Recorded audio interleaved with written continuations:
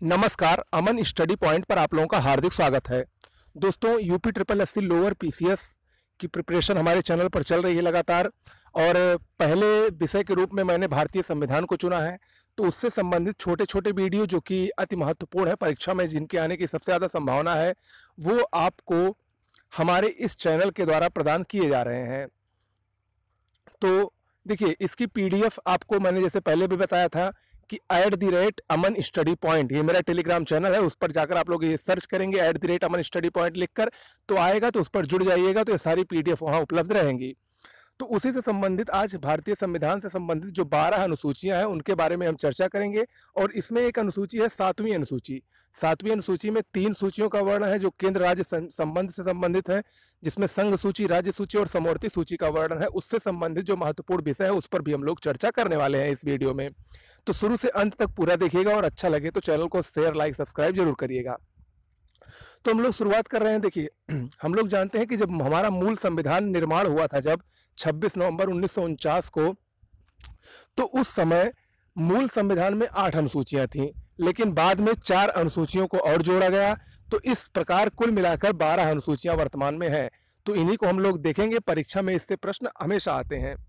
तो हम लोग पहली अनुसूची को देखते हैं। मैं इसको जल्दी जल्दी पढ़ दे रहा हूं। देखिए, आप लोगों को सब पता होगा, इसमें कोई दो राय नहीं है, लेकिन आप लोग एक बार रिवीजन करते चलिए। जैसे मैंने लिखा है वैसे आप लोग अपने कॉपी में नोट डाउन करते चलिए, तो निश्चित रूप से आप लोगों का और बेहतर से तैयार हो जाएगा।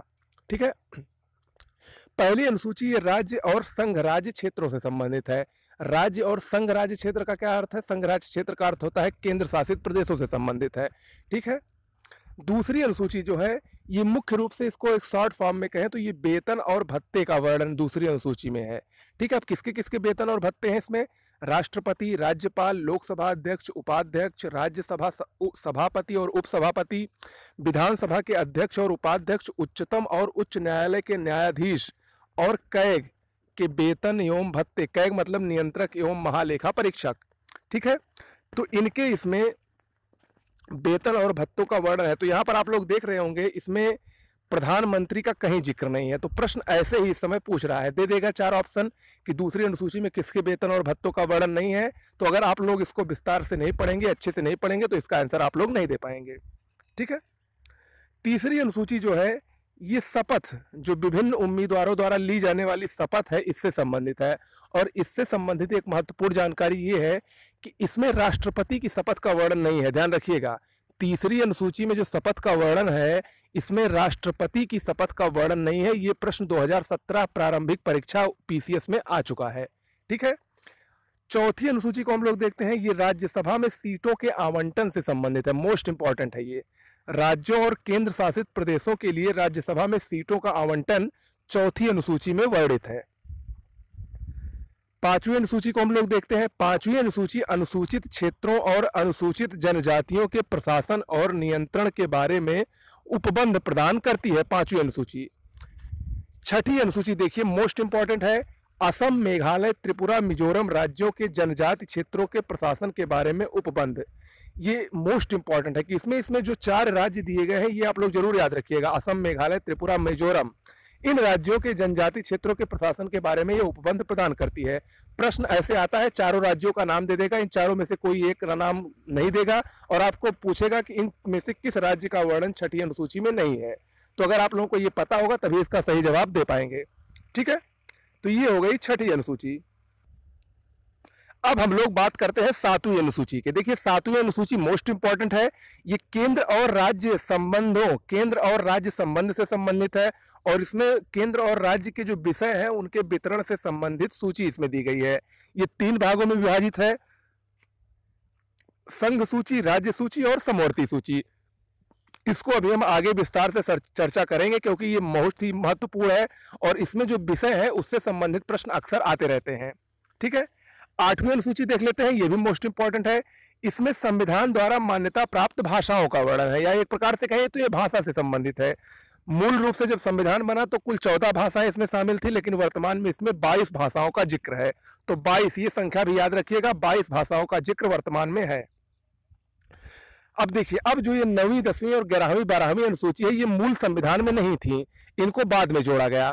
तो हम लोग 9वीं अनुसूची को देखते हैं। 9वीं अनुसूची भूमि सुधार से संबंधित है। एक लाइन में भूमि सुधार से संबंधित नवी अनुसूची है और इसको पहले प्रथम संविधान संशोधन के तहत इसको लगाया गया था या इसको इसमें लाया गया था।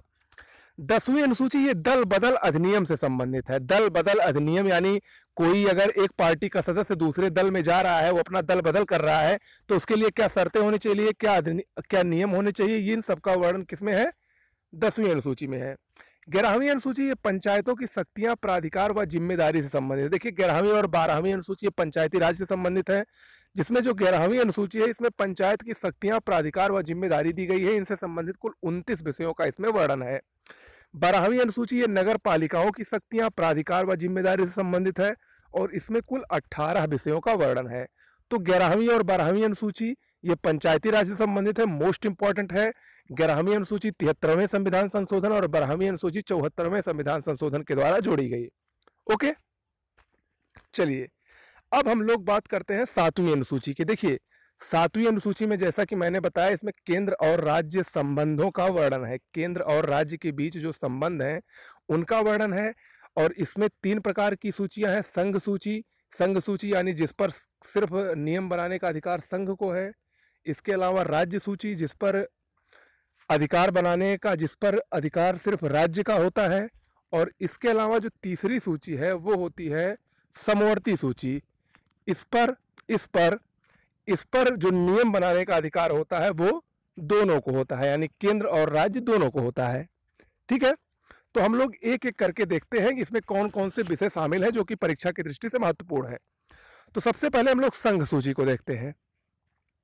देखिए संघ सूची में वर्तमान में 100 विषय हैं, लेकिन मूल रूप से इसमें 97 विषय थे, यानी 3 विषयों को इसमें बढ़ाया गया है। ओके, तो इसमें कौन कौन से विषय अति महत्वपूर्ण है परीक्षा की दृष्टि से, उसको हम लोग देखते हैं। एक एक करके मैं वैसे डायरेक्ट पढ़ता चल रहा हूँ। देखिए इसमें 100 विषय हैं। 100 विषयों को याद कर पाना आसान नहीं है, लेकिन हाँ 20-22 विषय ऐसे हैं जो कि परीक्षा में हर बार ऐसे ही पूछे जाते हैं घुमा फिरा कर, तो उनको मैं आपको दे रहा हूँ। रक्षा, विदेश कार्य, रेलवे, डाक व तार, परमाणु ऊर्जा, राष्ट्रीय राजमार्ग, जनगणना, नौसेना, सेना, वायुसेना, बंदरगाह, खनिज, बीमा, मुद्रा, सीमा शुल्क, स्टॉक एक्सचेंज, आरबीआई, बैंकिंग, निगम कर, चलचित्र फिल्मों की मंजूरी, मोस्ट इंपॉर्टेंट, कृषि आय छोड़ शेष आय पर कर, विदेश व्यापार और संचार। ये संघ सूची के विषय हैं प्रमुख रूप से, जो कि परीक्षाओं की दृष्टि से इंपॉर्टेंट है। इन्हीं से घुमा फिराकर प्रश्न पूछे जाते हैं। तो ये संघ सूची के कुछ चुनिंदा 22 विषय हैं, इसको आप लोग जरूर लिख लीजिएगा, याद कर लीजिएगा, रट लीजिएगा। ठीक है, अब दूसरी सूची है राज्य सूची। राज्य सूची की जैसा कि मैंने बताया, इस सूची में जो शामिल विषय हैं इस पर नियम और कानून बनाने का अधिकार राज्य सरकार को होता है। इसमें कुल वर्तमान में 61 विषय है, लेकिन मूल रूप से 66 विषय थे, यानी इसमें से 5 विषय को इसमें निकालकर समवर्ती सूची में शामिल किया गया। ठीक है, इसमें कौन कौन से विषय हैं देख लेते हैं, मोस्ट इंपॉर्टेंट है ये भी। कृषि, पुलिस, न्याय व्यवस्था, स्थानीय शासन, मोस्ट इंपॉर्टेंट। स्थानीय शासन यानी पंचायती राज, ये राज्य सूची का विषय है। इसके अलावा पशुपालन, सिंचाई, मनोरंजन, लोक स्वास्थ्य, स्वच्छता, जल नहर, जल भंडारकरण, बाजार एवं मिले, रेलवे, पुलिस। ध्यान रखिएगा रेलवे जो है वो केंद्र सरकार का विषय है, केंद्र सूची का, संघ सूची का, लेकिन रेलवे पुलिस जो है वो राज्य सूची का विषय है। इसके अलावा गैस, भूमि सुधार, मोस्ट इंपॉर्टेंट, जेल, भूमि शराब, भूमि व भवन पर कर और विद्युत उपभोग कर।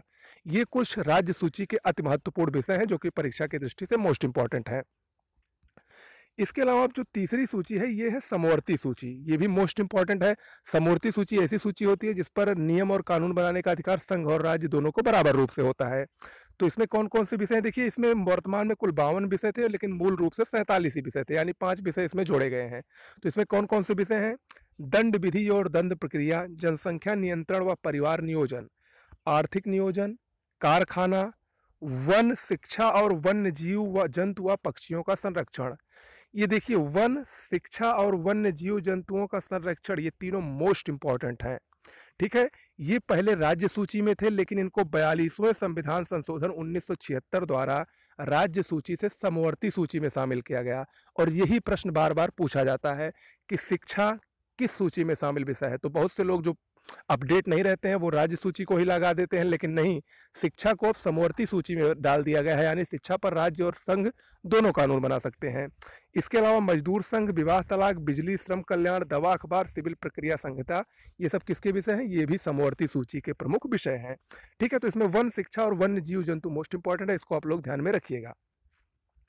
ओके, तो ये हो गए कुछ हमारे आज की महत्वपूर्ण जानकारी, अनुसूची और 7वीं अनुसूची से संबंधित अति महत्वपूर्ण विषय।